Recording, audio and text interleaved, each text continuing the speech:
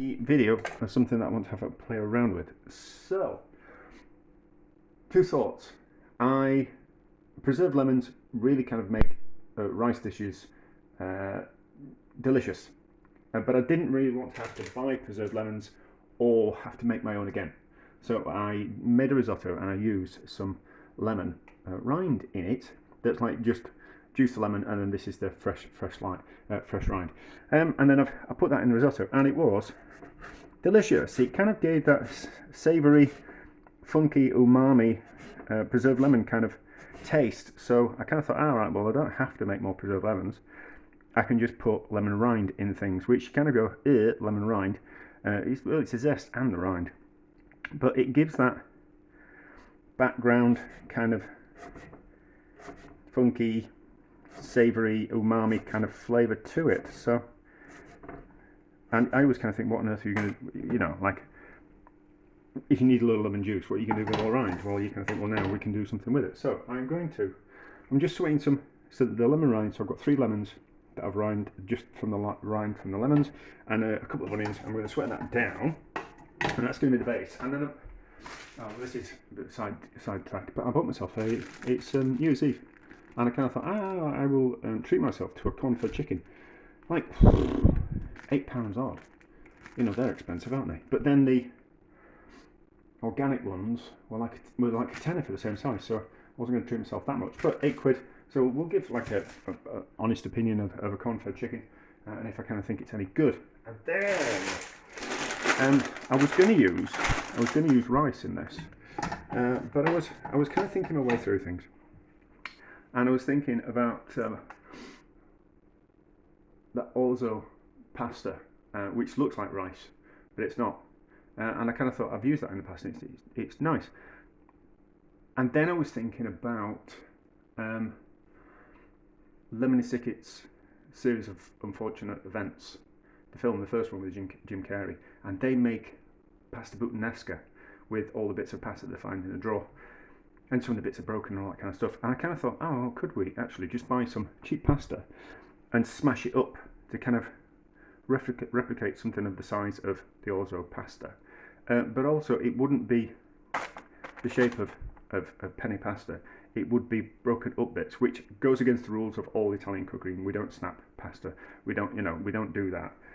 But I kind of thought, that'd be kind of quite interesting. And then that would kind of tie in with if you've got, I end up with half packets of pasta. So a few bits of macaroni, a few bits of penne, like a little bit of spaghetti, and you kind of go, I either buy more of the same thing or I use them up together. And I kind of thought, well, actually, you could just, and some of the bits they might have been hanging around for too long, and you kind of think, well, you could just actually break them up, and so they're all about roughly the same size, and then use them as in the way that your rice would, or an orzo pasta would, type of thing, like risotto type of thing. So that's what I'm going to do. So the lemon rind takes a long time to cook, so that's going to be, I'm just starting with a cold, so I'm sniffing a bit. So I blame my sister for the cold. So lemon rind takes a while to cook, so it's going to be sweating down for quite a while. And then what we're going to do, I've pulled some chicken stock out of the freezer, so we will once that's nice and tender, we'll fry off the chicken in another pan and get a bit of colour on that, and then we'll slowly poach it in this pan with some stock.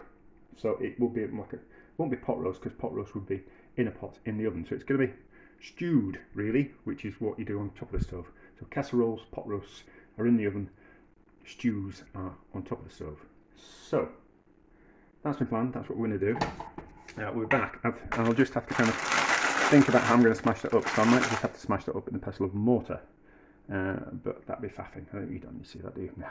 Right. So we've got a bit of colour on the chicken, and the onion and lemon rind is cooked. So let's get this chicken in the pot.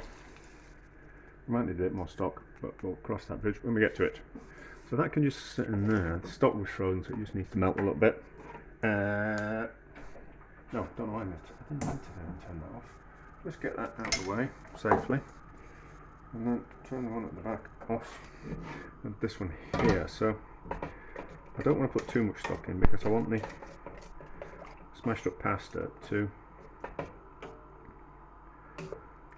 absorb all the stock. So it's going to kind of like steam stroke braise type of thing. No, braising's in the oven, so I've already said that. So, lid can go on. Now it needs some salt.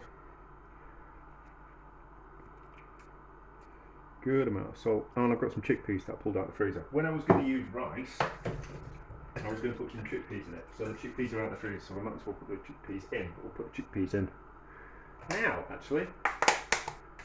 Yeah, it'll be fine. And it'll make that stock come a little bit further up the chicken, won't it? Yes, this will work. Right, so I smashed up this penne pasta. I found the metal and mortar. What on earth's a metal and mortar? The pestle and mortar was a bit rubbish. So what I did do was I got a bit of cloth and wrapped up the penne in the cloth and then smashed it with my rolling pin. Because I'm an heathen, and now I'm going to add it to this chicken. So the chicken's cooked essentially, but another 15 minutes to cook that pasta. Won't make that much difference. It's quite fatty on top of that, so I think I'll skim some of that off. We can always add that fat back in if we kind of want to, but once we've added the pasta, we won't be able to get that fat out if it's a little bit too greasy. But we can always add. Very difficult to take away, so we'll just skim that off. We'll save it for some other deliciousness. Oh, and I put a teaspoon and a half of turmeric as well. I kind of thought that'd be a nice colour to kind of have. So bring that back up to a simmer, and then we'll throw in the pasta. Right, I've just had it sitting for 5 minutes. That looks good, doesn't it?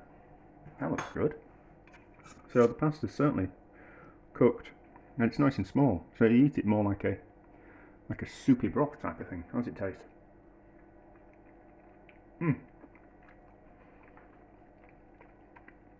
That's lovely, is that? The lemon rind really works. It really works. I mean, you don't get just quite that funk of a preserved lemon, but that's lovely, is that? And smashing up the pasta has worked. I don't know why. I think it's just a can we do that kind of question, rather than any kind of practical kind of use. Oh yeah, we're going to test the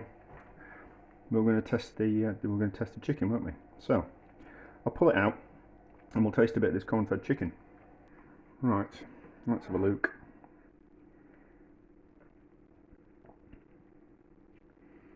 Nice and tender, but it's been poaching for ages, so it's going to be lovely and tender. I much prefer legs as opposed to breasts, so we'll just give a bit of leg meat a taste. I mean, we've cooked it in lemon rind and stock and a bit of turmeric, haven't we? So it's going to take on those flavours. But is it, as chickens go, can you tell the difference?